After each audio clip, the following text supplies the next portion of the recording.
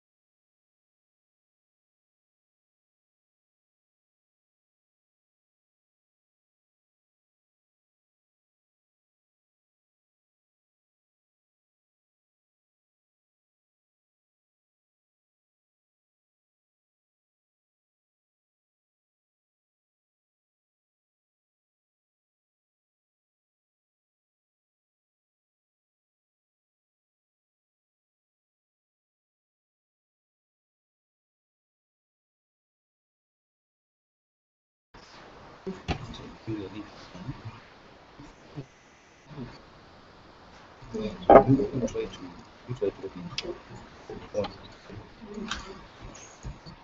What is that? No, no. Well, he's got to control.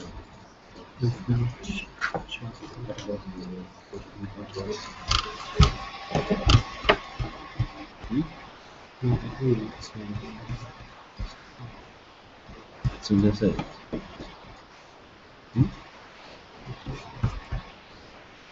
This is computer.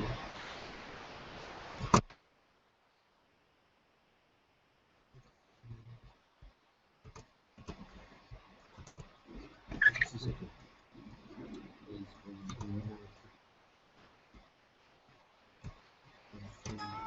To the ball, yeah. It is. So,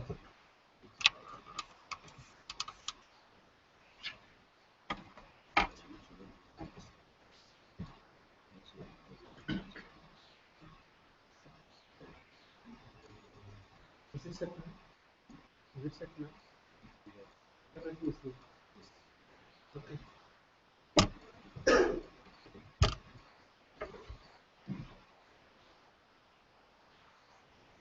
Good afternoon. I'd like take this chance to welcome our distinguished professor by name Professor Mbarika Guest. I don't know whether we all know him. He's a gentleman in front here. We are privileged to have him. He's going to give us a lecture on research methodology in information technology and information systems. It's very rare to have the past answers here.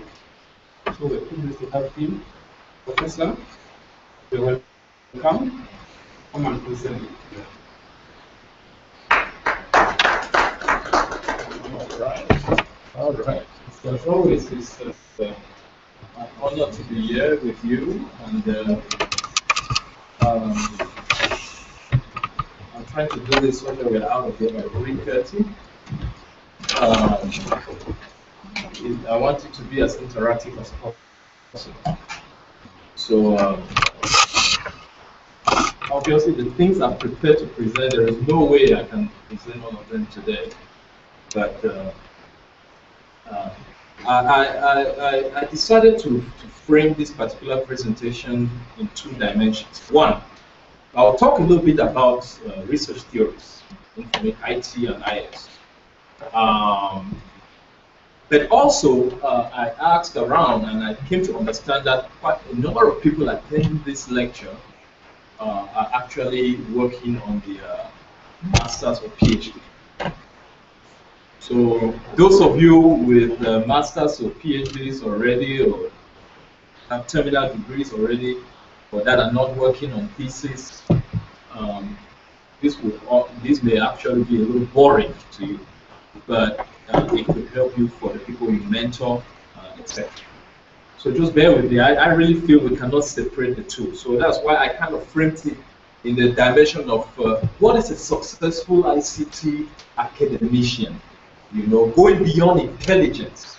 One of the most deceptive things we have in academia is that when we are telling people about how to be successful in this field, it sounds more like if you do your research, if you teach well, you will be fine, which to a large extent is true.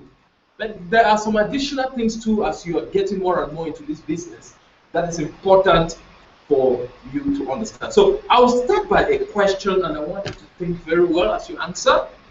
I want those of you working on your master's or PhD to tell me in 30 seconds what is the research you are doing. Okay? And I will prove something to you. Okay, just tell me, let's go from left to right. You just tell us, I'm going to start from here going all the way to the right. Just tell me in 30 seconds how you describe what you are doing. What research are you doing? I would like to know that. I don't want to be too specific because it will reveal what I'm trying to do. Yeah. My research is about seeing how we can innovate. Hold on, please. Is that something that I can write you? Sure. Sorry, because career teacher, so we cannot do without this. All right. So, go ahead. Okay. The research areas. Yeah, I'm looking at how we can use social networks to enhance business acceptance and research. How can you Use online social networks, okay, enhance business acceptance and research. okay, online social networks and media. Okay, to enhance Acceptance and research. okay, good, good. I'm touching on business engineering, specifically how IT infrastructure can be used to assess the readiness for BPR.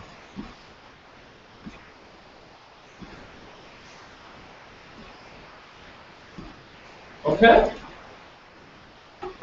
Who's working on masters and PhD? Yes. Human computer interaction Okay. is abused. Okay.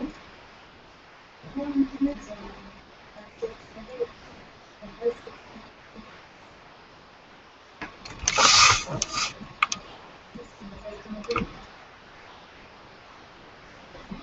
should know that. That's not regular work. Okay? Yes, please.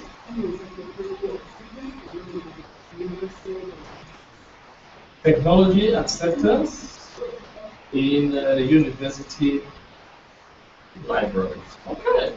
Yes, please.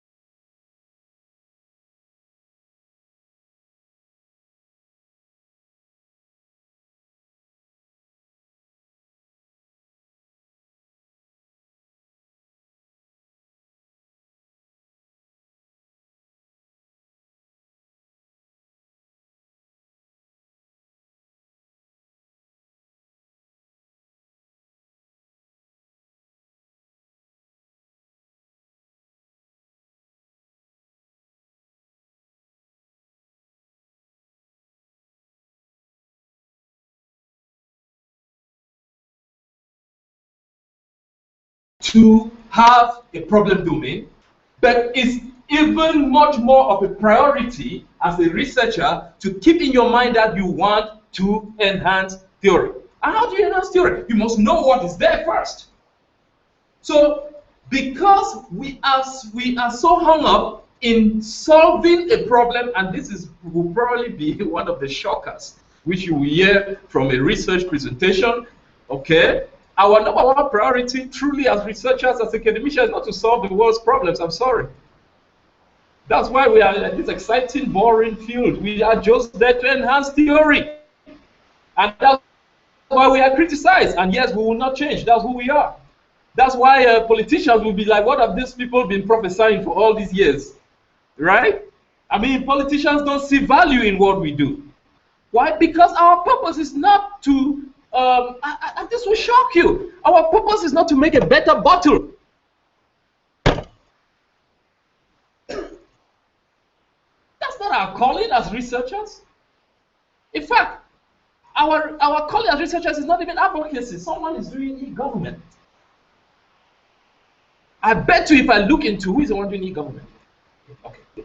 I bet you if I look into your work, you probably have said some angry things about the Ugandan government, about corruption. We are not here to solve corruption problem. Even if there's corruption, that's none of our business as academicians. We are enhancing your. Okay, I'll give you a perfect example here.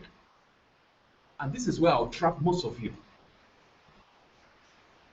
President Museveni is a good president, or President Museveni is a bad president. If you make a statement like that, is that a newspaper statement or an academic statement? Sounds to me like something newspapers.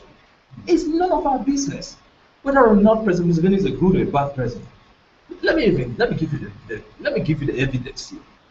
Every time I come to Uganda, for the most part, I tell people, you see, when I was in university, he was one of my heroes. When you be on TV, I watch him very closely. I love him, man. So I was just surprised every time I come to Uganda that people are so critical of him. He doesn't want to leave power. He's this, he's that. You know, he's put only people from his tribe. Now I don't know Uganda issues, okay? So in fact, I think one person, whether it's Eastern or Western, no, I just hear those words all the time. Okay, now.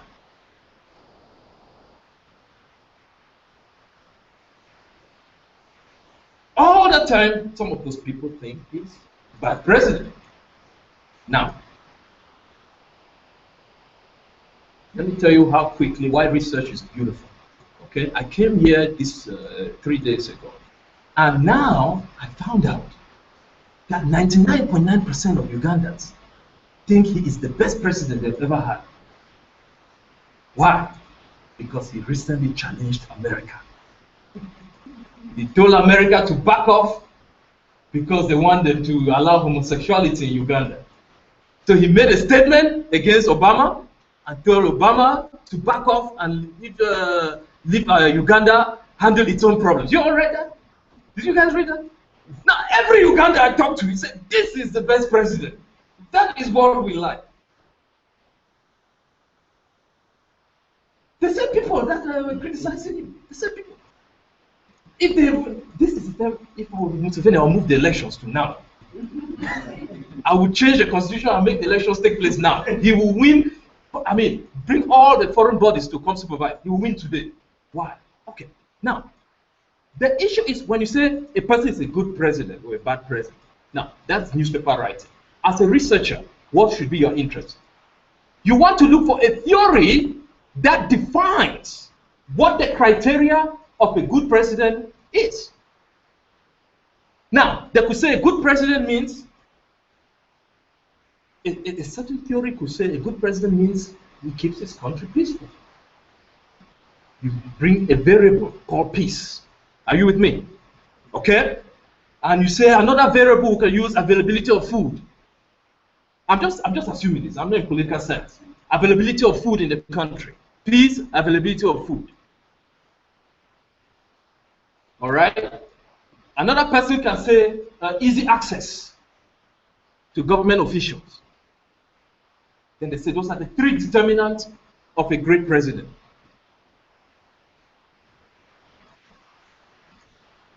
Now, your issue should be, are those truly the three determinants of a great president? Can we critique one of those areas and punch holes on it? Can we enhance some of those areas and divide them into further variables? Can we add more variables? For example, what if a country has those three things and has very high inflation?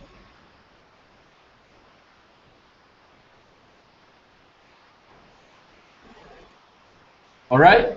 So that does not respond to the issue of a good president or a bad president. Now, you don't just jump and conclude that my determination is this. So I want to bring you today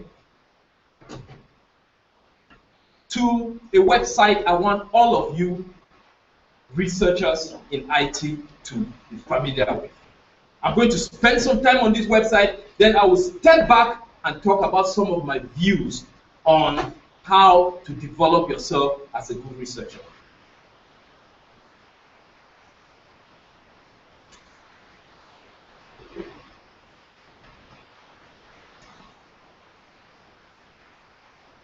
if you go to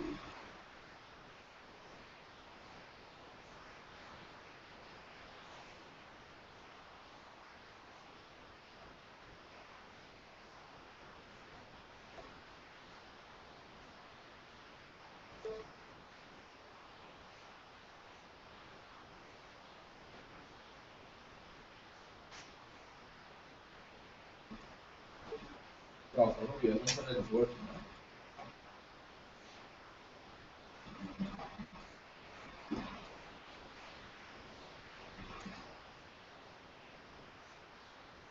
Well, then, okay.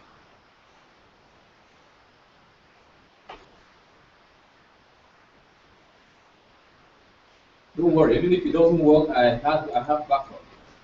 But I always expect that, so I have my backup somewhere. The Charles is my good friend.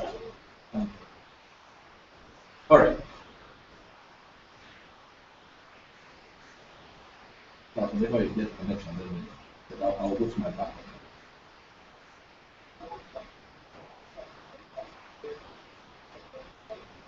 What I want you to do is to go to the Association for Information Systems website, okay?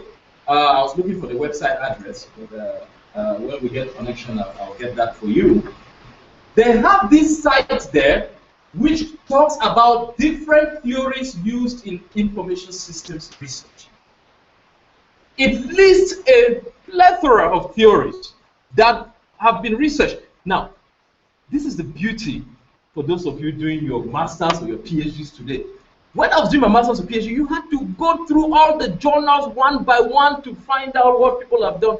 Now the society has actually done the work for you. For each area you want to research, it already gives you who are those that have done research in the area, and they update it just about every day.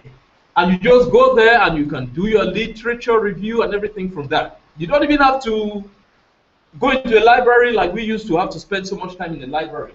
Now, this website addresses a number of information systems theories which you need to know. Absorptive capacity theory, you see all of those. Diffusion of innovation, which is was Rogers in 1995 came about that. Dr. Bada, which is about design theory, there must be design theory here. Design sciences.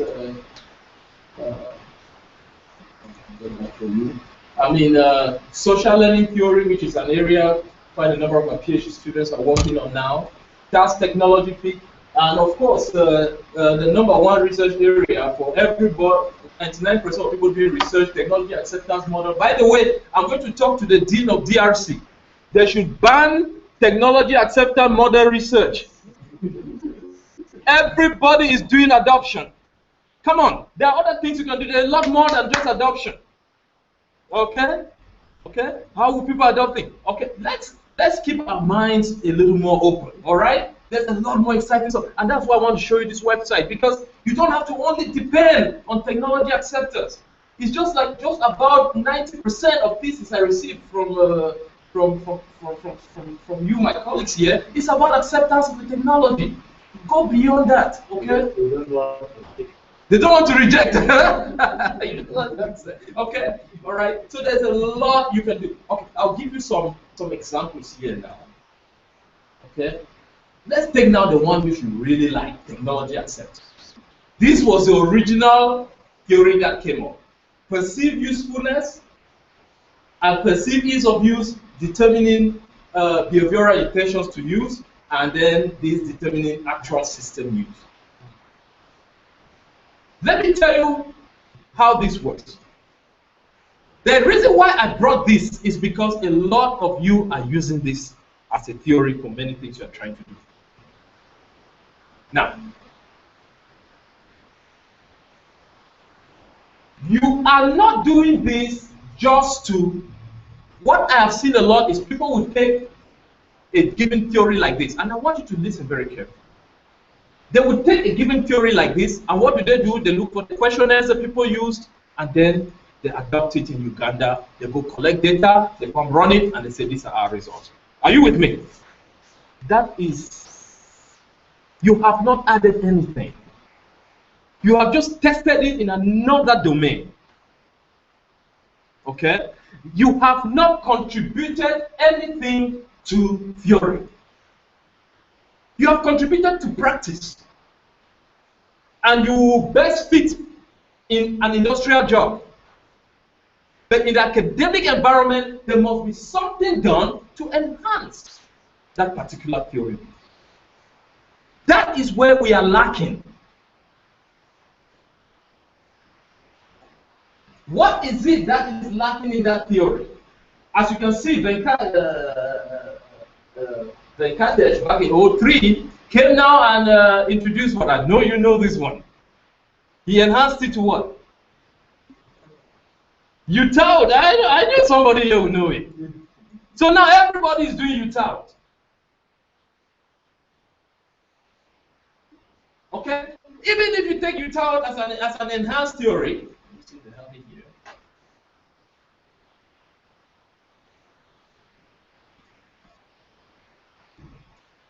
you don't just end there. Okay? Do we have our email address?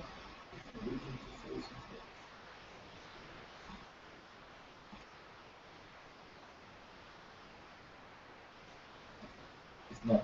Okay? I will give you another example here, which I think I want to challenge some of you guys to investigate.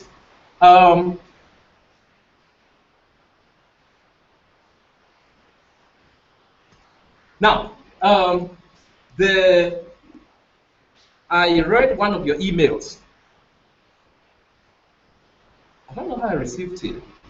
Okay, I received emails from your leadership center. And it said there is a part of Uganda that has gigas. I know you pronounce it differently. It's giga. Giga, what's it? How you pronounce it? Where the principal comes from. Oh, that's where the principal comes from. Gigas. They have a lot of gigas. Have you ever visited there? Iganga. I've been there, yes. I escaped the gigas then. I was there for 4 hours. And I had shoes. So you all know gigas. Huh? You know that, okay? Now, I don't want to ask who has had it before, but you know, let's take that as an example. He's never had. Now, let me challenge your thinking here. Okay? Now, with jiggers, how can you address that problem? I see people were coming on the email, they were criticizing my good friend Museveni, he's not doing this, he's not doing that. Museveni put jiggers in people's feet. What's wrong with you people? So, tell me, how do you address the problem of jiggers? What is that? I want to challenge you. Let me get some ideas. How do we fix that problem? What is the issue? Why do people get jiggers? I don't know what discussion. I'm sure you guys had a seminar here and so on that. What did you come up with? Who attended it?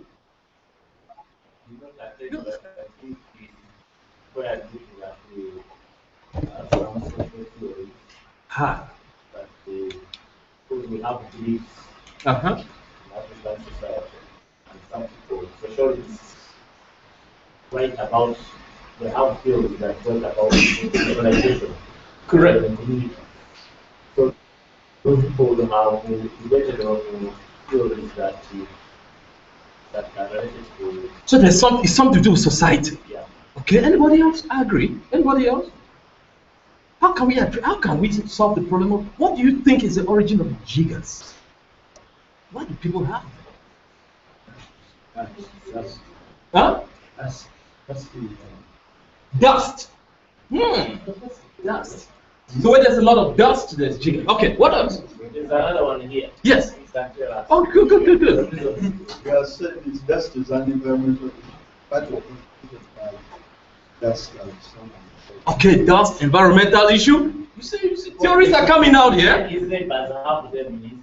Oh yeah, okay. Oh, there we go. But is it only Professor Moya that has jiggers in his village? Okay. How is he the only one talking here? No other. I already passed there. Oh, you passed. Oh, okay. No, okay. Let me tell you this.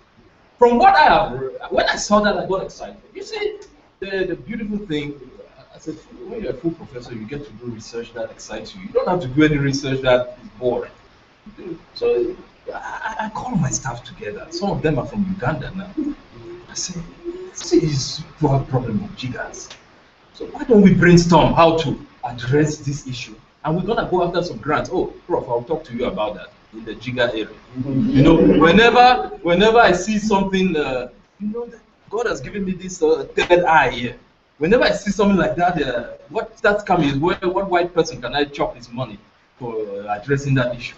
So we're looking for some white people to give us money to address jigger issue in Uganda. Okay, I'll tell you more about that during our grand seminar tomorrow. But it's all about behavior.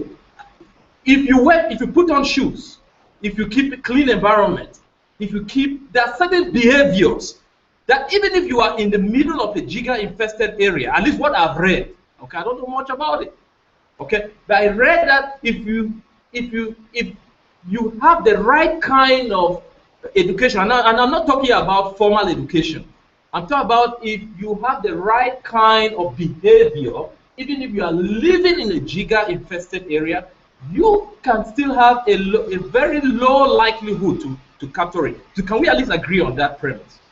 Okay, so there are, and one of the people from Uganda that was in that meeting I called told me that the issue is that sometimes, and it was funny for me, but I hope it's not true, I hope he was joking, that there are people that sleep in their houses with their animals because they are afraid they can steal the animals at night. Yeah, you can just. Is that true? Yes, some. Oh, really? So they sleep so that those animals bring the jiggers in. Okay? Pigs, yes. Okay? They sleep in the same house. Okay? To me, it was interesting. But with some education, even if the pigs sleep in there may be some things they can do to keep themselves. Maybe put it in a separate room that will not, separate bedroom. I don't know, but there must be something. Okay. Now, when you see stuff like that,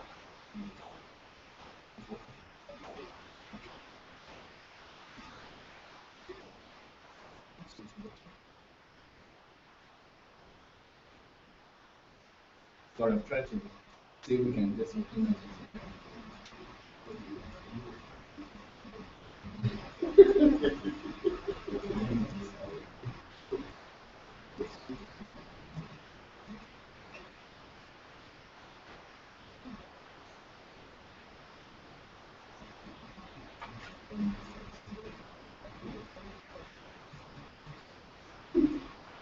so what I want us to look at right now, I want us to look at a theory that addresses the issue of learning.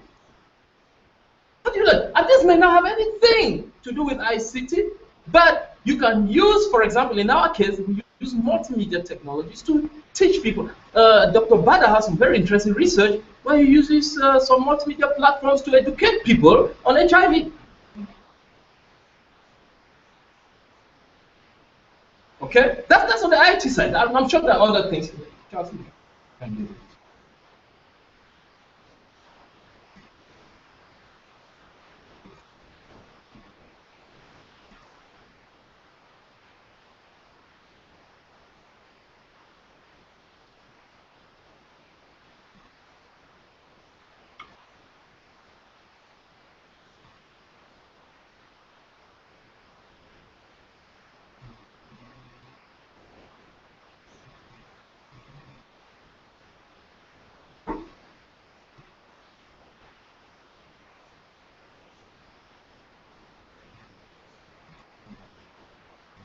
That's okay. I have my backups.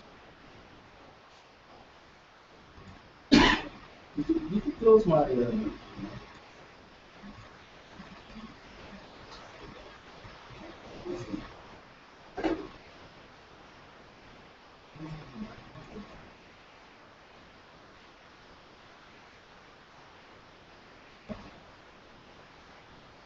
See, I went ahead and opened all the files I needed. But you can access this later on. Okay. Okay. So there is one of the theories which we call social learning theory. How many of you heard of that? Social learning theory. Okay, good, good.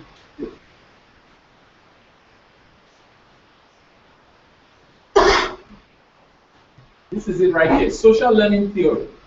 What is this theory about? Okay.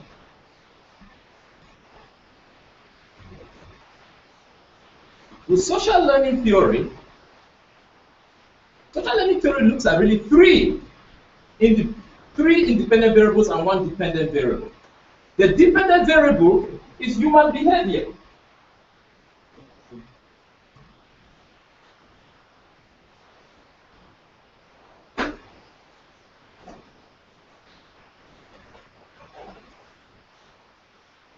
Let's look at, is that how you spell jigger?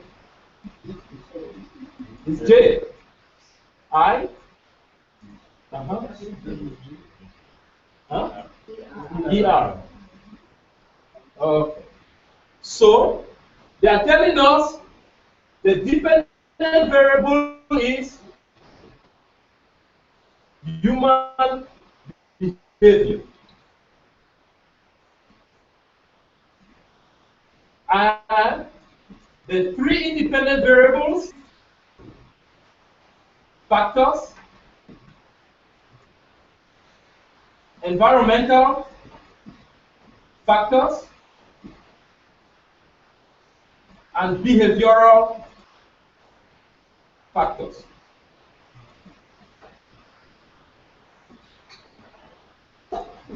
Cognitive factors, or personal factors, knowledge, expectation, attitude. How do I feel even about the reality of these jiggers? Some people even ignore the fact that it's real in their environment. You know, environmental factors, social norms, access in the community, influence on others, ability to change own environment, behavioral factors, skills, practice, self-efficacy.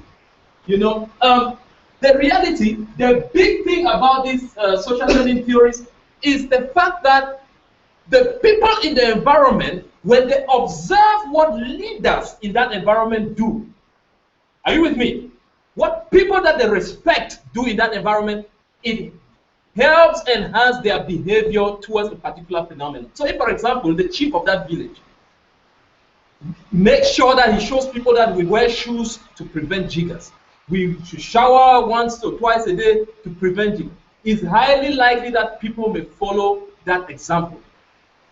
But when you look at this, cognitive factor, environmental factor, behavioral factor, in developing theory then, you start asking yourself, in our instance here, are these the only three things that we should be concerned about? Or even within this, can we further break some of these down into sub-constructs? Are you with me? Now you are enhancing theory of cognitive factors and saying issues of knowledge, expectation, attitudes towards this whole jigger issue. Okay? Will influence the way people behave towards the jigger issue. Okay? The influence of others, such as the leaders in the community, like I said, if they push for some kind of prevention of jiggers, the others will follow suit. Okay?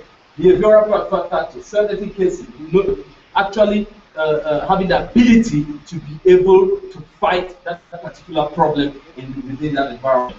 Now, you can look at it and say, start questioning it. Is there something lacking in this, in addressing the issue of jiggers?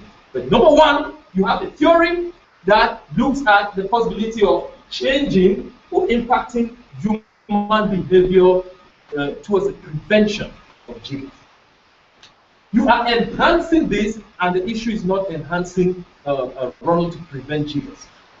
That is not your first. That's not the first purpose of this. I'll even step back 1 second to technology acceptance model. After all the things that are done, we wrote a paper probably about 11 years ago, when we were talking about the realities of African model. And we found out that none of the models ever address the issue of access.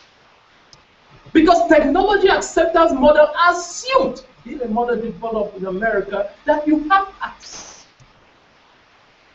But we did some work that found out that if a person in his mind thinks that I don't even have access to a certain thing, the issue of technology, accepting that technology is not even an issue at Factor. Are you with me? How many of you here, if I threw a survey in front of you. Acceptance of space technology. Huh? Going to the moon. If I distributed a survey here on going to the moon, accepting that space shuttle as a technology for you to use to go to the moon, talk about the shuttle to go to the moon, will you complete that survey? I don't know. It will be a tough survey to complete, huh? The wrong audience.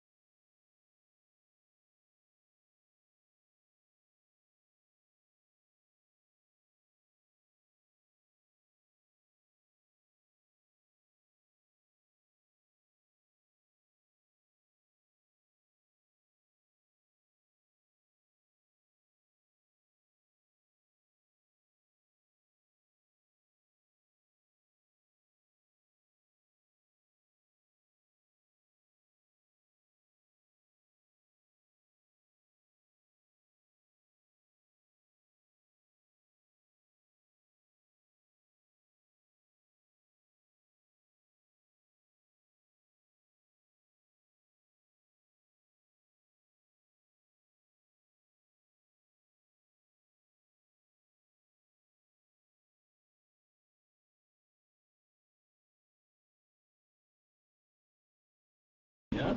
All right. Now, not every course is easy to be taught using e-learning. Are you with me?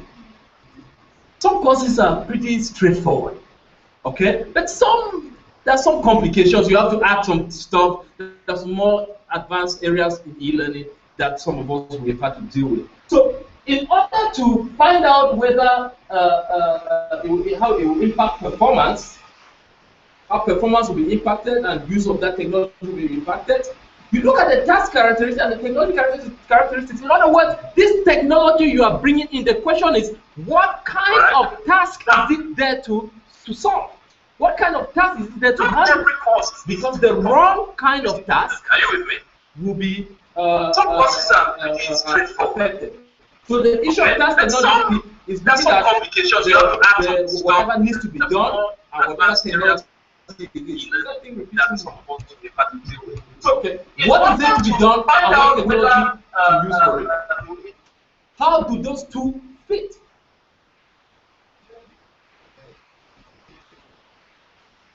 Is history the best course to teach on an e-learning platform as opposed to pathology? How do those two fit? That's what we look at. Hugh and Thompson are the ones that came up with this model a while back. Okay? Now, this section I'm going into now, I want to address some issues really in general to help those of you working on your masters and PhDs. Okay?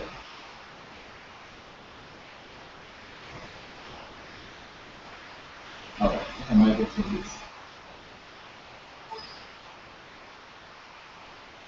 Okay.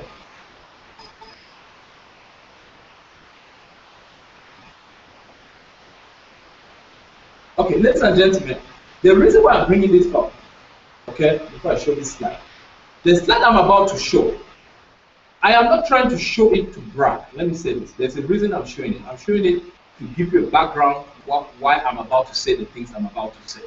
Okay, it's a very brief bio of what some of the things I've done in my career. Very, very good. And there's a reason for this. So please don't go and say, "Oh, that guy was trying to brag." That's not a reason. I'll tell you why. Okay, come on. Okay. When asked in many TV, radio interviews, I say, I'm a Cameroonian student got my master's through my profession, ICT education. I live in the US, I'm a full professor, I'm a endowed professor, I'm a founder. I have a list of accomplishments. I finished my bachelor's, master's, PhD, all 3 degrees I finished in 5 years. Great things. Okay? All that of many initiatives. Okay? So, had 2 lifetime achievement awards, made business, some they gave money, some they just shook my hands. You know, received millions of dollars in grants, published over 175 publications. Okay, I've had a lot of good recognition. Fine. But there is a pathway to those things. Are you with me? There is a pathway. Okay? There is no best path. But the best advice is no advice. Because each person, that's why I say be careful, I'm not trying to brag. Each person defines their career, their research career, the way they want it to be. And the beauty is in ICT, you have a lot of options because not only can you be a researcher, you can be a businessman through your research. I was discussing with someone, do you know the worst thing in our field today is that we truly believe as academicians we should be poor people.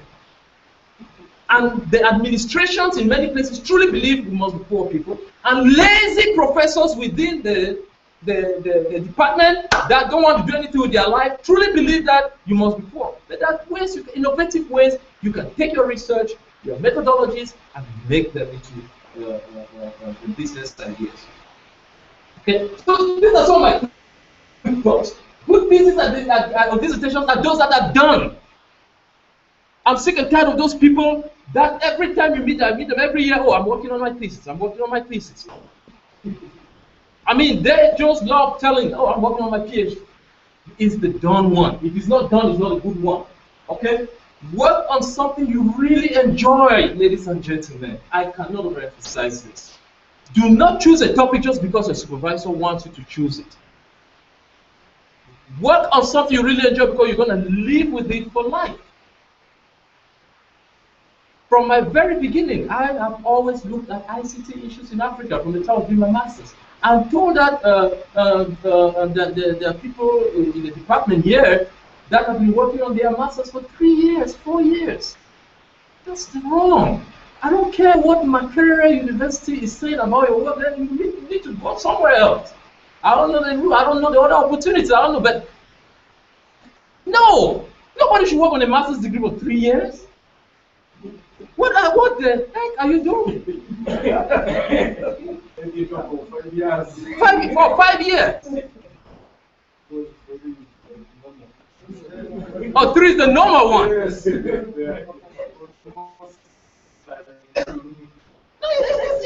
I don't care what excuse the university gives. That is evil. That is evil. Why?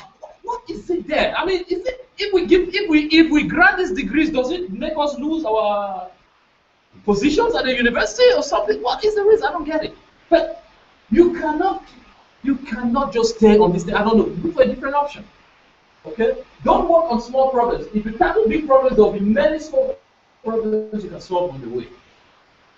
So it's okay to start with a bigger idea, and you keep narrowing it down. Now, this is opposed to the advice a lot of people give you the first time you give your work to them. Oh, this is rubbish. Narrow it down. In fact, I heard there's a proposal for an academic prison to be put up and moved for people that have bad work. Work with smart people that want to work with you. I'm telling you, let me give you a strategy here. If you are working on your master's thesis or PhD, look around the department for serious people that are also working hard. Partner with them, and you people start submitting joint papers. If you have 2 ideas, you have 2 ideas, there are 3 of you partnering. 2, 2, 2. That is how many papers, if you just do 2 a year? 6. 6 good papers, each person focuses on 2. And then you come together and enhance the work. That's the way you become prolific. You don't work as an island, but you do that by choosing smart people. I tell you, I have been blessed in my life to, on the different initiatives I run, I probably have over 100 people doing some work for me. But I've been blessed to always have some very, very smart people around. I mean, and I'm not kidding, way smarter than me. You must look for people that you can say, man, this guy is better than me. Let me partner with him.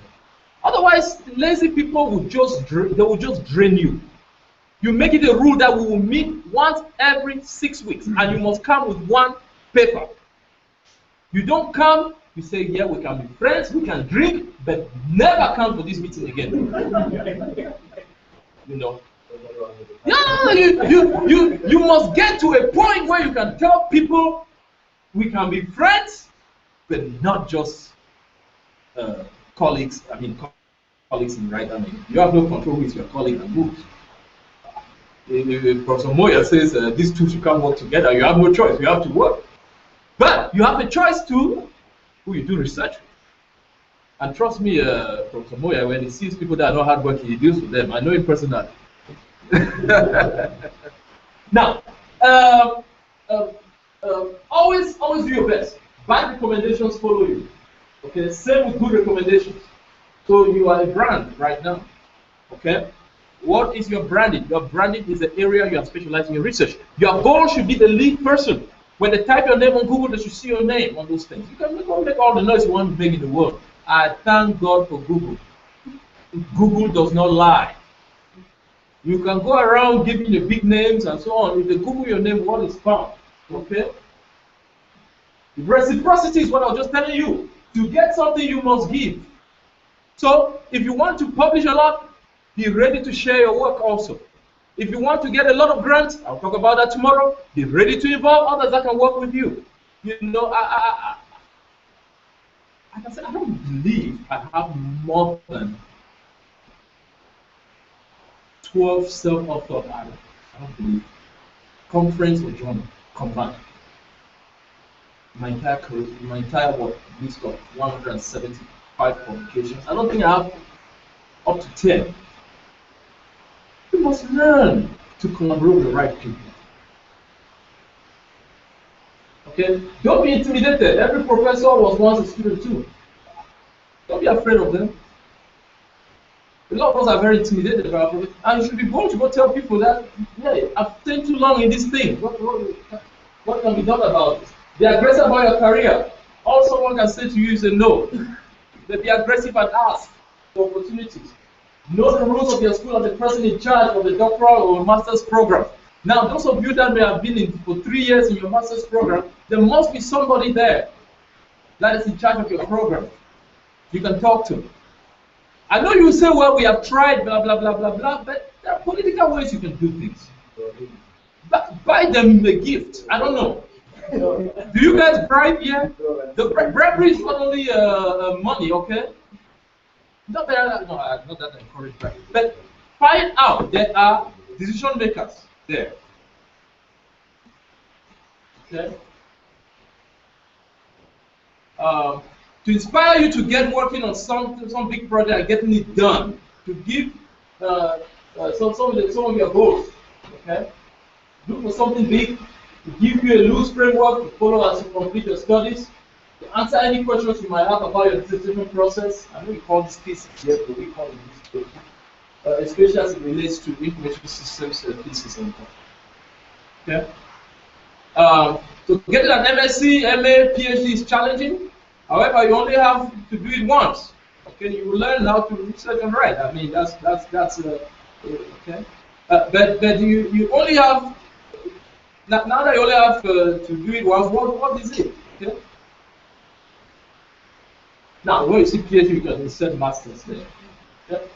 That's what I say. Significant and substantial piece of groundbreaking work. You must have contributed again to your, like I said, can be in one single field or interdisciplinary. Okay? It's about defining a hypothesis and providing arguments to substantiate or refute that hypothesis. By the way, I am not saying that all theses must have a hypothesis. Somebody will shoot me down now. You can do a thesis, which is a research question. That the hypothesis means that you already know some relationships. So not all, I know that almost every thesis I pick that have been sent to me is about looking at relationships between these variables and that, these variables, like I showed you here. Research is not all about that. What if you don't know? What if it's a new area? You know, like I'm working with some colleagues here on female genital mutilation using social networks and mobile. There's not a whole lot. So you have to go from scratch now and start building from scratch. You may not know what you should start looking at. Relationships means something exists. Are you with me? Relationships means ease of use is there, perceived usefulness is there, accessibility is there. We know that other researchers have looked at it. What if they've not looked at anything and you have to look from scratch? Is research going to stop there? Exactly. Okay. So I challenge anybody who thinks research is all about relationships. Evidence that you can do independent research that matters. Yeah? That's what they were trying to see. Can you do research independently? You must have 2 to 3 key areas. This is very important, ladies and gentlemen. When you go beyond 3, you are just a confused person. But have about 2 areas of research. Don't just, one is suicidal, okay? You know, but have about 2 areas where, and I can tell you, my 2 areas, I look at ICT transfer models, and I look at task technology fit as it relates to learning using multimedia systems. I have stayed with these 2 for my entire academic career so far. From the time I was a student. It's still the same 2 areas I'm researching, still the same 2 areas I get my grants in. Now, I'm forced to work in other areas because I have to teach students. That I supervise all the time. But those are the areas when I sit at night between 12 and 4 when I do my research, that's what I do. Your PhD or your master's thesis is a significant piece of independent writing that you must be proud of. In other words, you should be able to put on your shelf, and when your children grow up, they should be able to read it and say, wow, my dad or my mom did something good. All right? What is a PhD? It's one that kicks the door open for another 3 to 4 future dissertations. But,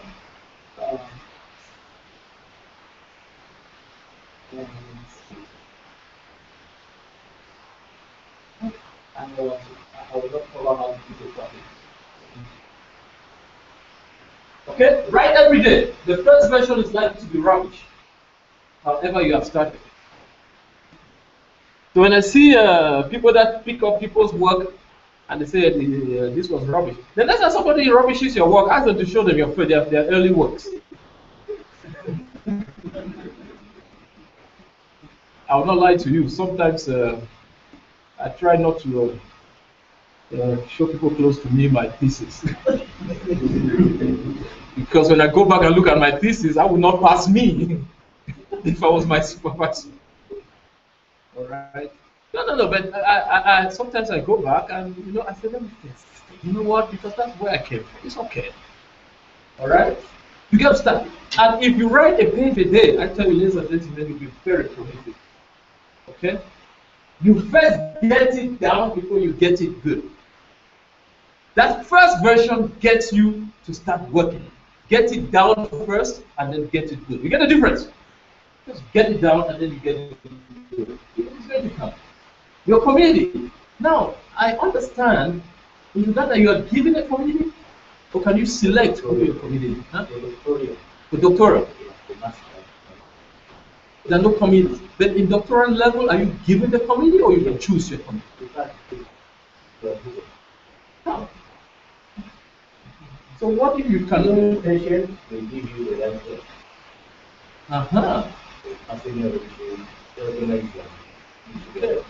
So you see, this model I'm about to say here will not work in the Uganda model. Huh? You see, that's the thing where I'm proving my point here that models that work in other countries do not work everywhere.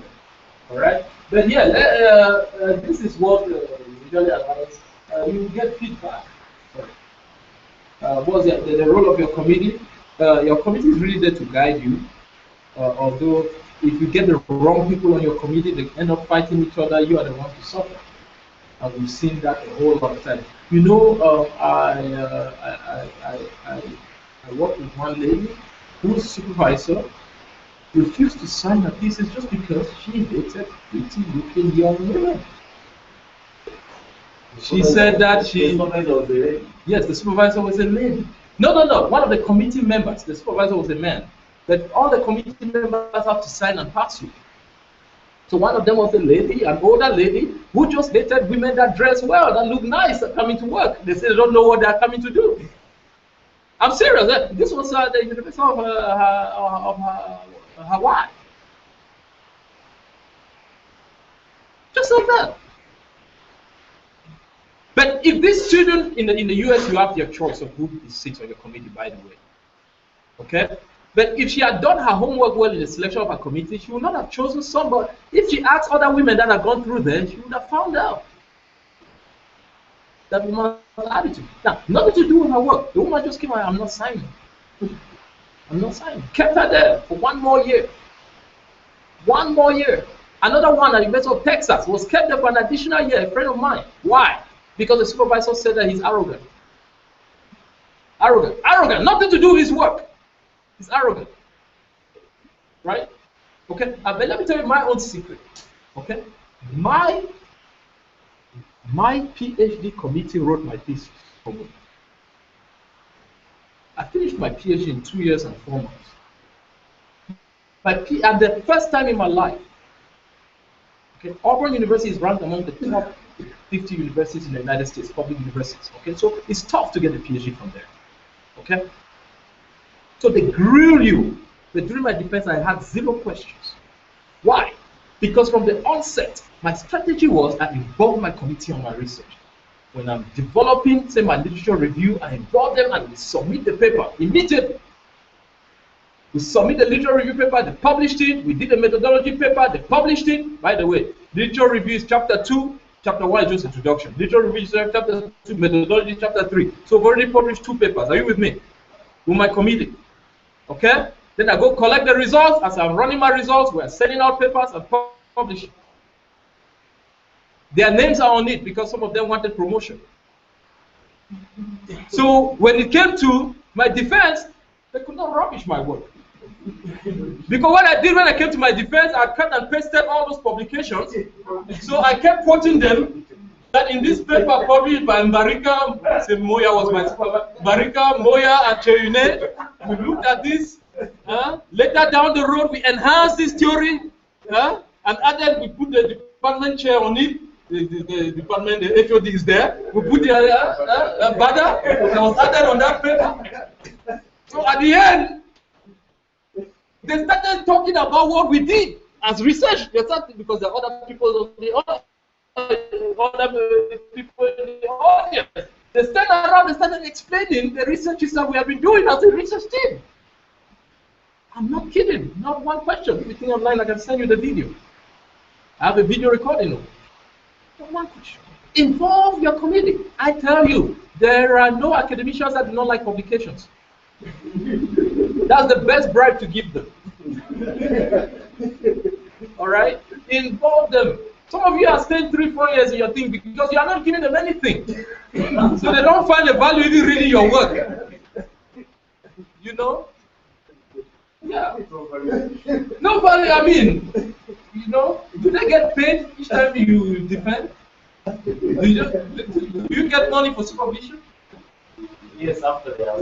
After they also, they should pass them now. Well, that's an incentive. I didn't even know they give money. Okay. Okay. Getting published, you will get feedback for your work along the way. This is what I was saying. I started with my committee, getting that feedback, and they themselves writing, because they have to be honest. They cannot just be part of my writing without writing. It will force you to write something. It will provide evidence for future employers. Okay. I still insist, you know, as you develop all this, your research theories and so on, for each theory submitted to a conference, let the theory be criticized. Let it, you know, let the theory be critiqued. And that's how you develop, because you will be recognized again with this first part I showed you by how you enhanced theory.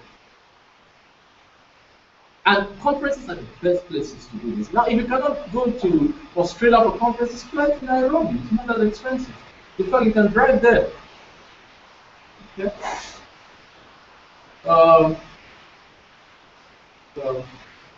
So we don't have a whole lot of time, so I have to skip some things here. Of course, there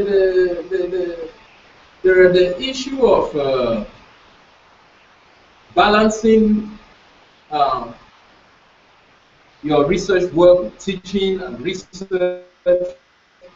You know, there is an importance to find that balance. And why do I say this? I'm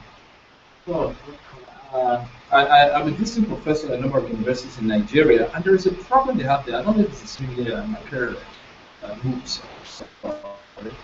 Is that when you teach extra courses, you get more money in their content. So you have these lecturers that are working on their PhDs or their masters, but they are flooded with so much teaching because it's more money to make. If you want to make money now, your thesis is going to suffer. Are you with me? Okay. Now, some people will say, "Well, oh, Victor, you are just speaking, you know, making money in America. We don't know our realities." But I don't know. I don't know how to put this in a way that will not get some of you to shoot me. You know, if they are paying you more money for teaching, that's a dangerous trap. A dangerous trap. What is really a professor to teach new students? They are gifted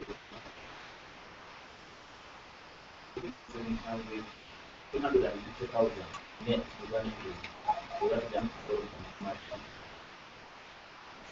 so management gives them a monthly pay for 750,000 net. Oh, really? Who are studying within the material.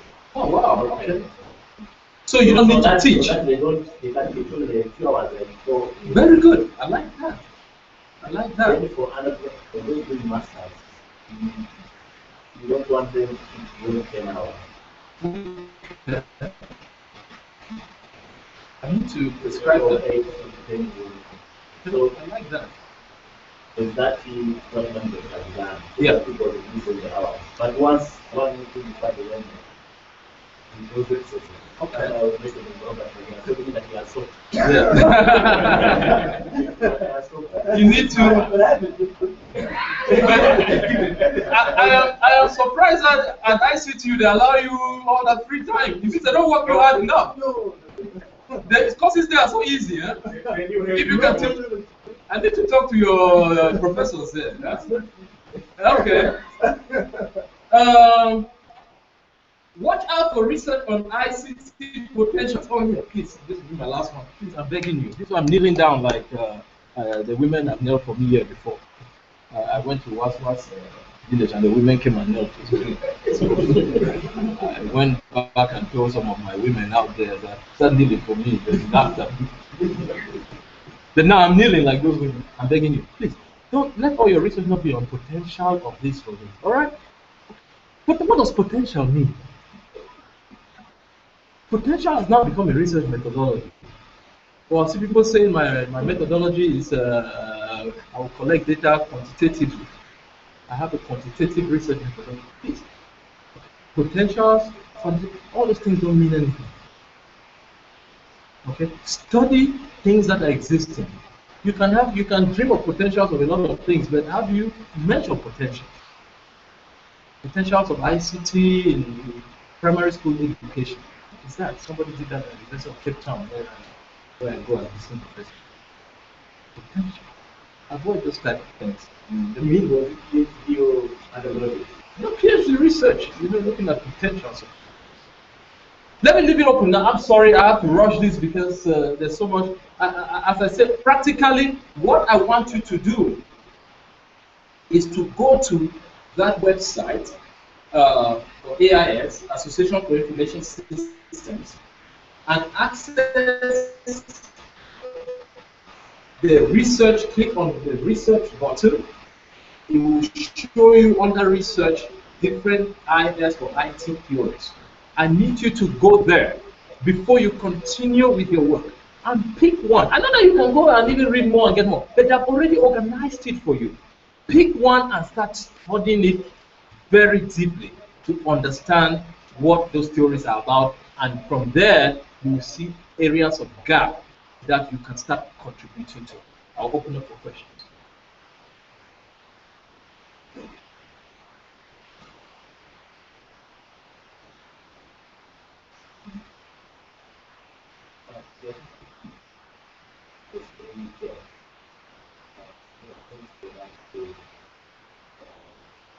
I think it's good idea, man. I think you have to the way you have to you talk to me as a boss, me as your boss, and so forth.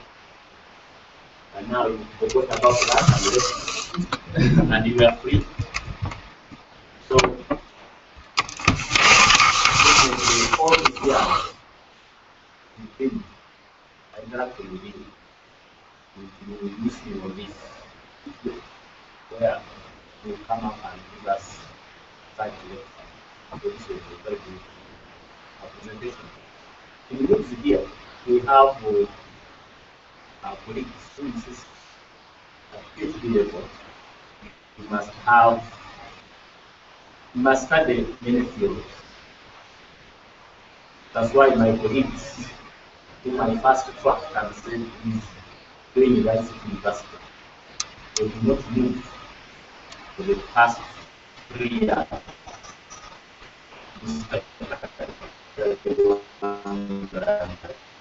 Probably they were still on synopsis. So you recommend adding many fields, studying many fields at PhD level in IT or information systems. Or you discourage it? I encourage you for you to study them for knowledge's sake. But for in developing your work, focus on one. Sometimes there are ways you can do a combination of two theories. But once you start going beyond that, that in itself is very complex. So I'll say for a starting person, just focus on one theory and try to understand it as much as possible. I mean, the other ones, you can study them just like you're reading a newspaper, to just know about them. For the sake of, you can borrow some constructs from other theories and bring into the one you are doing. The temptation is to know too much, But now when you're overwhelmed with so many of them, then you don't know where to really contribute, because you must contribute to a particular theoretical area. You can't say I will contribute to social learning theory and TAM at the same time. Then it starts becoming a little complicated. Secondly, you also have to understand that each theory is done at a certain level of analysis. You know the 3 levels of analysis. You all know that. Let me not assume that. When you're doing research. No? Okay. There are 3 levels of analysis. You have the national level where you look at national level variables. Okay, like all the per capita income, GDP, etc. Okay. Number of telephones per 100 people. Those are national level. They have organizational level where you are studying your theory within a given organizational setting. You are looking at, you know, things that would impact the running of an organization's IT system. Then individual levels, such as TAM, where you're looking at individual adoption of the technology, for example, individual use of the technology, as opposed to the organizational level where you look at organizational use. Now, if you study 2 theories at 2 different levels, combining those is possible, but extremely complicated. So I'll give you an example, Professor Moya. I can take a national level variable like policy to use in this particular social learning theory here. I can take policy, okay? But all of these things here are at the individual level. I can take a national level variable like policy, but I will have to show how that policy would impact the individual behavior. Are you with me? Not how the policy will impact the village, I'm looking at this, but how it will impact the person within it. So again, my answer is yes, read many theories for the sake of reading, but focus on one when you're developing your research area. You will have all the time in the world to get into other ones. So what I get here, Professor, for the benefit of colleagues, as all, if the theories are at the same level, you can venture. Yes. If they are all at individual level, if the use of analysis is at individual level, all the theories are defined, you can venture, where you don't have problems, much problems. But if they are crossing, you have problems with harmonizing the 2 units of analysis. Oh, absolutely. Because if your use of analysis individual level, and then you have a macro variable, yeah, which is looking at national issues. National issues. There's no way that one can. Yeah. It's still possible to use them, but it's complicated, and I will not advise for someone just starting. We can have another, in a smaller environment where I can address those more complex ways. Anybody else? Yes, please.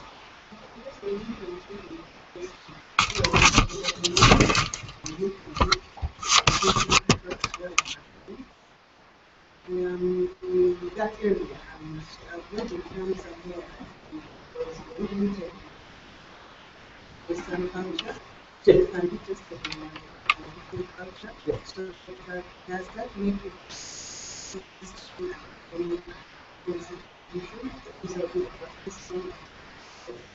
Oh, okay. I'll put it a very limited academic contribution. Okay. Testing in a different environment does not really add much. And in fact, for me as a PhD supervisor, I will not pass a student for that. I will be testing in another environment. You must do something to enhance the particular theory data. Are you with me? I will allow it slide if I'm supervising a master's student. But for a PhD student, it really needs to go beyond that. It really needs to.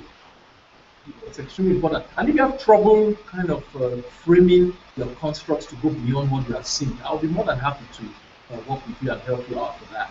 I mean, you yourself, I bet you there are some things that one can do. We are looking at technology acceptance in library. Is it like using e-library, e-books, or things like that? Okay. I will bet you. Yeah, this is just off my mind, just thinking about it. Computer self-efficacy would be one. Have you looked at that? Okay, I'll bet you that if I start examining it, previous knowledge of I mean, previous computer certificacy could impact the way an individual wants to use the e-libraries. If, for example, they have been used to maybe playing games at home, they are used to these gadgets already. Coming out to use books electronically could be an aspect that they would more likely want to play with, as opposed to someone that all they have done all their life is read newspapers and they just love the smell of the paper. My supervisor, in fact, my supervisor, who is my mentor even to this day, he always told me as a PhD student 15 years ago, Victor, I want to smell the paper. When I send him things e-version, he says no. I want when I touch the paper, there's some feeling I have. But you see, to this day, he does not do research by looking on the screen.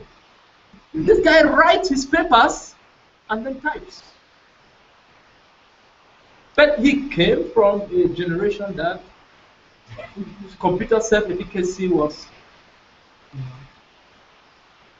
There's another construct, in fact, which you should look at. It's called technology culturation. Have you heard of that? Technology culturation is another variable that says if a person has been exposed just to basic technologies like cars and irons in the house, and TV, air conditioning,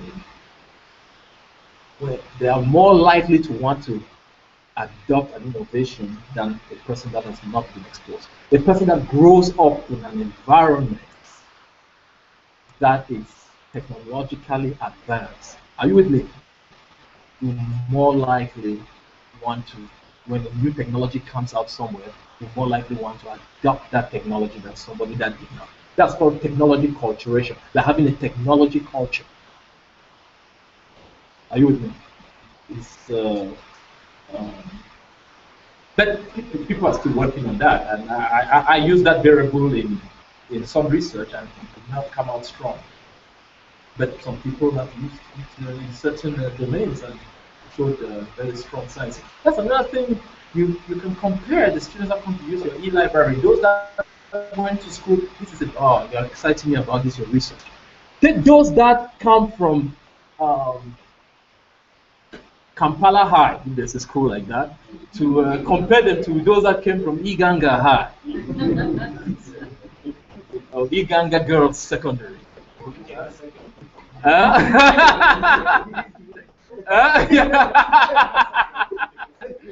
What's the name? Burucheke Secondary. Okay. Is it like a Burucheke State University? Yes. So I'm saying those areas will not have the technology culturation that you have in Kampala. So it will be interesting. So in your methodology, when you're developing your survey, what construct are you going to add to capture? They will not know what they're trying to do. Just ask them what school you come from. Then you go to the Ministry of Education and find out where that school is located, and you already have that in itself is the paper on its own.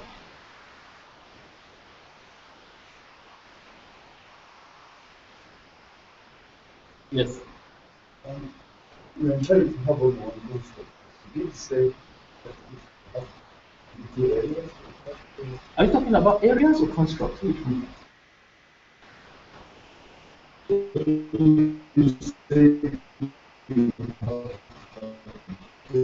Two areas of research. Yes. No, you can't only have one construct.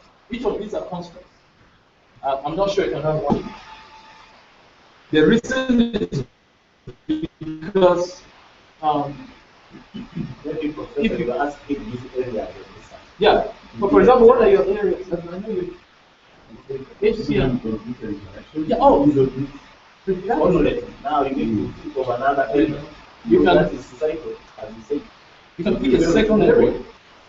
But you if you are not supervisor, it is only you who knows.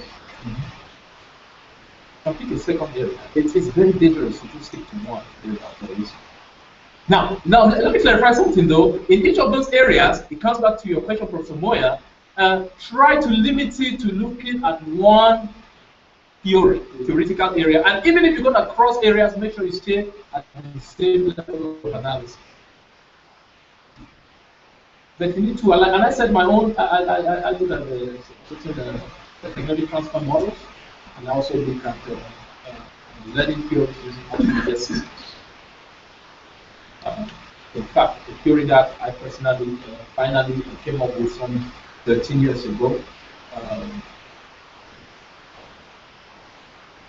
which we looked at two variables that we developed two natural factors, published very widely. So it's you need a second area just to keep that balance. All right, Dr. Bada, that's it, right? That's okay. Okay. You are all invited to be part of the grant writing workshop tomorrow. So thank you. That was presentation by Professor Victor Mbarika. Whenever you present something, there's always something new coming out. So this presentation is creative. So thank you for that. I always want something new from what you present. Actually, my own research in 2009, the direction you gave me for field building made my work wonderful. And I want to thank you for that. Then tomorrow we are having a grant proposal writing workshop from 10 to midday. It will be in classroom room. So we invite you to attend that. As I mentioned earlier, having times like this is golden and rare. So we're grateful for your presence. Let's thank you for that.